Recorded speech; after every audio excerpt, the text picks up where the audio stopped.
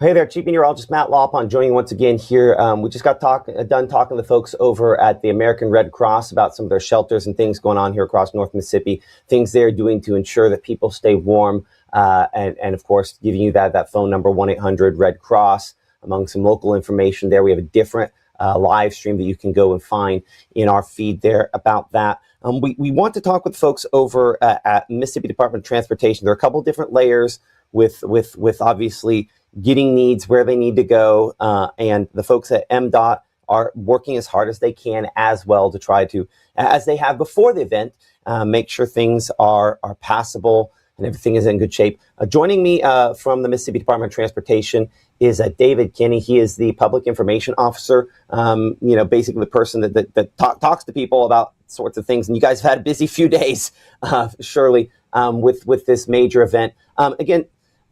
Start off by just telling us, how things are, what the assessment is at this point across the northeast and northwest part of the state in particular. Yeah, the north part of the state, entire north part of the state, we still have ice on roads and bridges. We are happy to say that our interstates and four-lane highways are all open at this time, but because they're open doesn't necessarily mean it's safe to travel. At this time, we're still recommending emergency travel only still because of interstates like I-55, I-22, major routes like that are still covered in ice. I'm watching the traffic cameras this morning. Traffic is still moving, but there's still a good layer of ice on there, so people really have to slow down.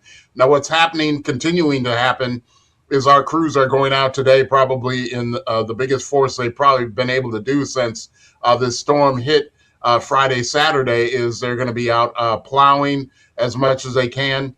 Our hope is that today the indications are in the forecast that temperatures will rise above freezing and continue to help in that ice melting effort. Once we start breaking that ice up, that allows our plows to get in there and really push that stuff out of the way and clear the roadway. But we're asking people, emergency travel only right now. If they do get out and get on these interstates and highways, just take it easy, take it slow, and maintain a slow speed, and realize that ice is going to form on bridges and overpasses before it forms on the roadway. So your braking distance is going to be greatly reduced. But we just want everyone to stay safe out there, slow it down, and just allow extra time to reach your destination. I think one thing people don't realize is the first day or so sun hits it, especially sleet, it's not a good thing. You go from something that is slushy and passable to then freeze as a hard crust on top. And that second day after sun, and that would be this morning, the night we had last night and this morning, sometimes is more slick than the first day. So that you don't have plows that can dig into that. It has to start melting before the plows can get in there. That takes time. Yes, it does. And then at night, over the next few nights, the temperatures are going to go back down below freezing. So we're going to have black ice forming and this ice recreating itself on the roadways. But when we can get our plows in and start breaking some of this stuff up, they're pretty effective in clearing the roadways. Other than that, we're going to continue to treat the roads, putting down salt to hopefully melt away any ice that forms, and then slag on top of any ice that forms to provide traction. This is a fairly widespread effort you guys are undergoing to try to get this, back kind of in place, back under control. I went and pulled up satellite here, and this is not cloud cover. This is the widespread nature of that, what is largely ice, not snow, but ice in some form or fashion, sleet, or some kind of sleet snow mix. This is a large area to try to have to contain, but you guys don't cover every single road. We're talking major roadways in particular, which leaves a lot of these back roads, that last mile that we keep talking about that's most difficult for folks to traverse. That's the one that where you guys don't necessarily maintain, right? That's exactly right. Our responsibility is for interstates, highways, which can be 4-lane or 2-lane, but we do not do city streets or county roads. So those will be up to municipalities and counties to handle treatment and clearing of those roads. But what we're doing is strategic. We had crews from South and Central Mississippi moving up into North Mississippi today to assist the crews there, the maintenance crews, and their plowing and clearing efforts. We're just hoping to increase the manpower, the number of snow plows on the road. We have over 120 snow plows in our fleet, and that's a pretty good number for a state that normally doesn't have to deal with winter weather. So we're going to try to get as many of those trucks out there today as we can to help in that clearing effort. We just ask people to be aware that our crews are out there working and give them space to do this important work. It'll get traffic moving at a faster rate. Yes, you guys have to have the room to do it. I know sometimes you go in 2 or 3s down the road. I know that even I, when trapped a few years ago, saw like a fleet of like 3 of them coming down the road a day and a half later and said, well, why weren't they here sooner? You know, there are certain road conditions where you can do something, but until that ice starts to melt a little bit, you've got some issues. That's right. We'll be out treating where we can, and we also want to maintain the safety of our workers. As you know, this ice storm was pretty significant. The main threat was trees and power lines falling across our roadway. So we're working closely with local utilities to clear those power lines, some of them entangled in trees, out of the roadway. And we've heard back from those utility companies that with our assistance, they can work about 10 times faster with our plowing and our tree clearing efforts, working alongside of them, because they're just responsible for the power lines. But we can help get the trees out of the roadway. And once that happens, they can move on to the next job. And that the trees in the roadways, I think, might be some of the most significant issues that are out there at this point, because I mean, with every one of those, you're not just going to run a plow into that and keep going. Those have to be cleared. And most of the plows are probably not on those secondary roads where you have trees. Those right-of-ways are typically cleared well back beyond that there. You know, some folks will say, you know, well, why did it get this bad? You know, I saw people treating. You know, treatment only works so well when you have the rain component. Can you speak to how that kind of works? You know, you put the brine down and then it rains. You know, how effective is it in that scenario when you get the freezing rain and then you put something else on top of that?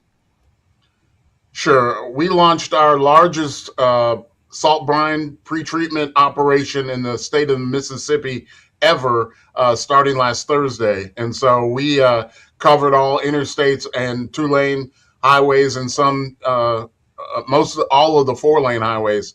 So we felt that we had pretty good pretreatment on the ground before the storm hit. It was 167,000 gallons across north and some of our western border counties. But the amount of ice that has fallen over an inch in some places, that pretreatment is only going to do so much and go so far to preventing ice from forming on the roadway.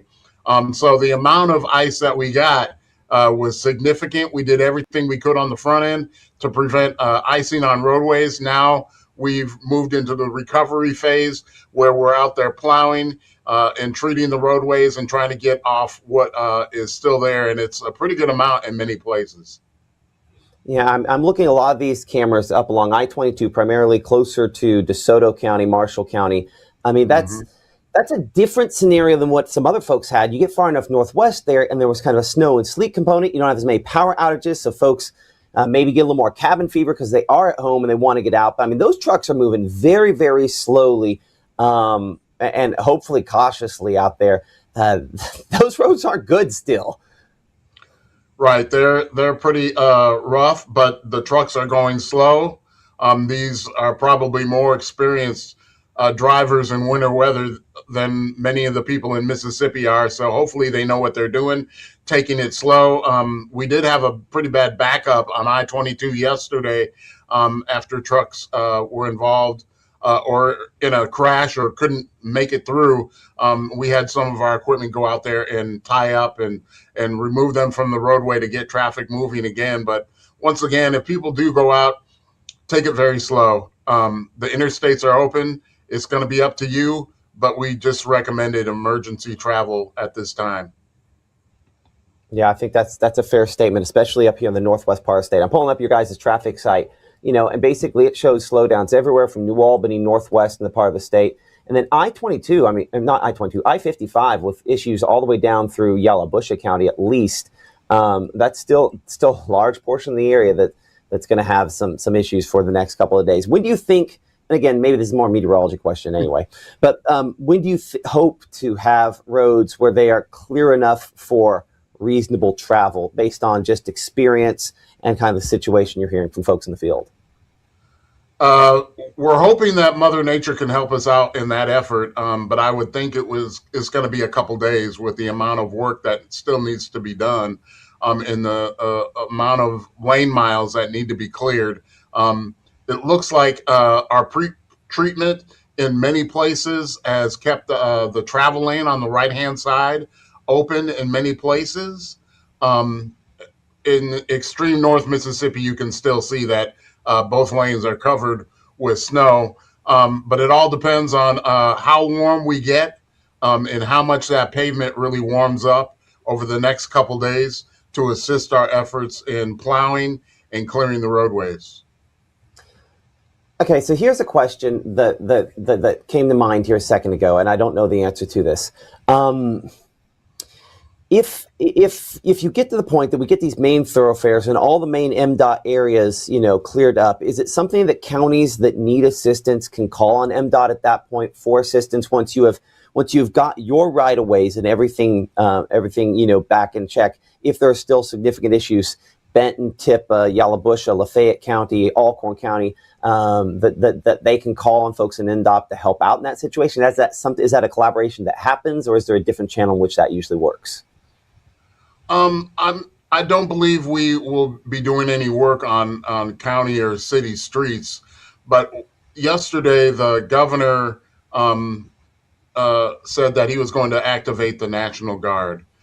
So we are waiting to see how they will assist in some of those more rural areas in clearing trees and getting roads back open. Their assistance could be greatly appreciated in some of those areas that are, rural and probably don't have all the equipment to do all that kind of work. So we're waiting to see how they will assist in some of the counties and maybe cities in getting rid of some of this ice off the roadway and getting traffic moving again. Okay, David Kinney, of course, the public information officer there with MDOT. Folks have asked multiple times in this conversation, well, what about this particular road or that particular road? Of course, mdottraffic.com is your guys' public-facing way in which you kind of interface with folks. Is what I had pulled up behind the scenes here a second ago. I'll pull it back up again. And on that website, it shows road conditions. It does have, I'll click it back on, it does have the traffic cameras that you can see. They're not everywhere, but there are quite a few out there. Some of the questions were about around Oxford, which has just been very hard hit. But unfortunately, you guys are susceptible to the same thing that regular human beings are, which is when the power's out on those. That's right. And our cameras there are not working because there's no power to them. And this website is a great tool for people to use. Also, they can download the MDOT Traffic app and have it on their phone so they can take it with them. And what you can do with that is it gives real-time updates on traffic and road conditions, just like the website. And in addition, you can plug in routes on the app, and it'll tell you real-time traffic conditions along your route, whether or not you're going to see any closures, just to help you on your way to your destination. So we just recommend people download this app, have it on their phone, take it with them on the road, and it should assist them in traveling, whether it's during this winter weather event or anytime. As I look at some of these roads, and again, there are just so many snowpacked and icy roads in West and Northwest Mississippi in particular. I'm reminded about the fact that, and I was looking, I looked at this one while you were talking a second ago, and then I looked down I-55 at just in particular northern Panola County, where you have spots that are just, the northbound lanes there are rough. There becomes a time of day where it's been sunny 2 days in a row. Someone goes out, they have to get to work. Someone's told them they need to go. And we end up in a situation with cold tonight where you maybe get stuck on the side of the road for a little while. I mean, I think the general consensus is we're maybe not quite at just emergency travel only, but you really have to need to go before you need to go someplace in a lot of these spots, right? Yeah, we realize that there are responders, people in the medical field that really do have to get to work, and some of those people are getting out there and going. In many cases, it is an emergency. They are helping save lives, and no doubt they got to go. But we just ask people if they do get out there to take it slow. I'm sure there's people who have driven uh, over the last couple days and have been able to make it to and from their destination. It's just slow go out there. The roads are open, but we just want people to be really, really careful. Okay. Anything else you'd like to add, Mr. Kinney? We just ask that people give our people space to do this work. If you're out there driving and you have to drive and travel, just give our crews and other vehicles around you space. It'll just make our job a lot easier in clearing these roads, and realize over the next few days, we're going to be out there in full force with plows on the road. They're going to be clearing snow. Just give them a good, ample amount of space to do this work to get travel moving again. Okay, I appreciate that so much. And again, we're praying for your hardworking men and women that have been out there trying to make it passable for the first responders, for the rest of us during this ice and winter storm that has come through. David Kinney, the Public Information Officer with the Mississippi Department of Transportation, joining us here on Mississippi Live this morning. Thank you so much. We'll be in contact, I'm sure the next time we have active weather here. And thank you for all you and your folks do. Thank you so much. Okay. So going back here to the satellite perspective for a moment, you can see what they're up against this. This is just the widespread nature of the snow and ice we have across the northern part of the state here, all the way up into Tennessee.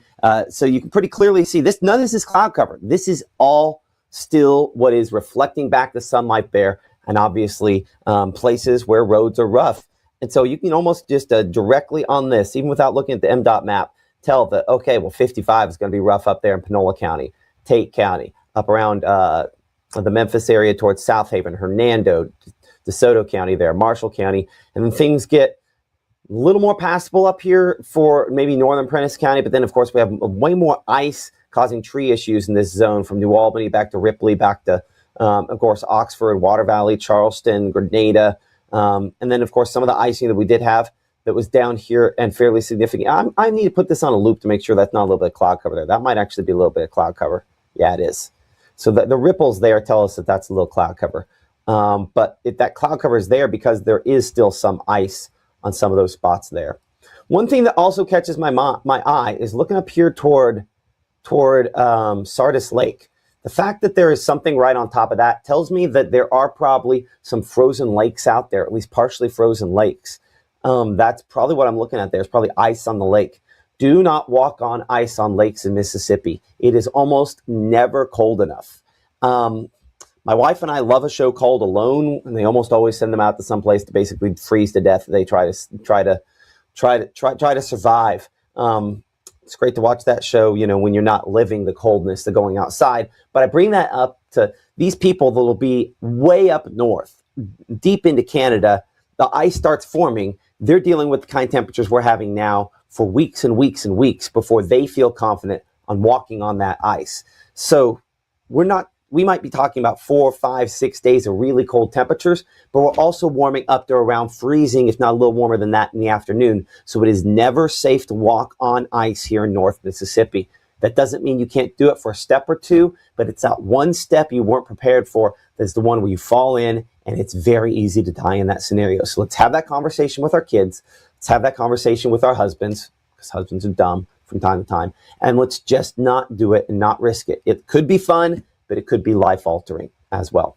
Okay, I'm looking at your questions here. How can you check rural back road conditions when someone lives on the back roads? And the answer is you can't, unfortunately. The best way to check rural back road conditions is going to be calling somebody a mile or two down the road that you know, or 5 miles down the road. In many cases, those back roads are bad. But one of the things that we talked about with Casey Grist, who is with the American Red Cross, is there does tend to be a window where travel is possible, but not pleasant, and still dangerous, But one of the things we're trying to weigh here is dangerous versus deadly. And with the cold temperatures we've had and will continue to have, the potential for deadly cold air remains significant. And so if you are trapped, we need to try to get in contact with some authority that might be able to help us to either get connected with somebody or possibly be able to bring us to a warming shelter, a warming station. In Alcorn County, they are doing that. You can call the emergency management there in Alcorn County, and they will come, and they have folks that can bring you to their warming shelters. A warming shelter is being set up and activated by the Red Cross now in Ripley, and there are more and more of those being dispersed. Unfortunately, it's taken a couple days, but it always takes a couple days for resources to fully get deployed. So I know there's a lot of cold folks out there, and there are challenges with that. And I hear my voice going, so I'm going to have to start talking a little bit less, apparently. Someone was asking about Sunflower County, out around Grenada as well. Unfortunately, we continue to have, again, a lot of ice and snow on the roads there, and roads are virtually impassable in some spots over there as well. I'm going to apparently have to talk a little bit less because my voice is starting to go, so give me a moment. I say that, if you look at the MDOT traffic map on here, it disagrees with what I'm saying. It shows the roads are in better shape there. A few spots there north of Ruleville where they're slow. But those would be main state highways versus other things. And sometimes, by the way, this traffic data is what the road conditions actually are. And sometimes this traffic data relates back to cell phone data, people traveling, and the speed of people traveling. And in that way, anonymized to where they can't, say that it's actually you, but they put that in the system. And then that cell phone data on the speed movement goes in. So if there's not a lot of people on the roads, sometimes the roads look better on here. So if people are doing what they're supposed to, staying home, then a lot of times the roads sometimes look better on these maps. I can't say for sure that's the way the MDOT map works, but I can say that at least when I was at the television station, that's the way our traffic maps worked. So with that in mind, I need to go ahead and probably shut down this live stream because my voice is starting to go. I need some water, and I'm hoping that's not where things go from here in the next couple of days. Our next live broadcast will be coming up next for sure, live broadcast at 5 p.m., 6 p.m., 10 p.m. here in the Room to Room Weather Center. If we do have important information, we'll pass that along here in the app, on Facebook Live as necessary. We appreciate your support for following us, like, subscribe, and of course, follow along with us and all of our supporters, Room to Room, and all of those that have sponsored us here on Mississippi Live Weather. For all of us here, I'm Chief Meteorologist Matt Lawpon. We'll talk to you soon.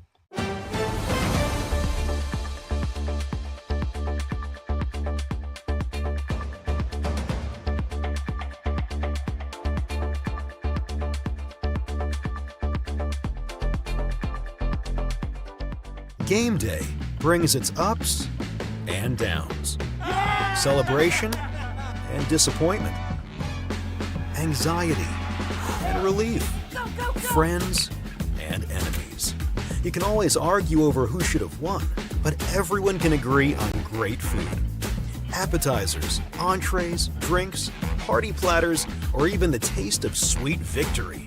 There's something for every season at Eat With Us restaurants.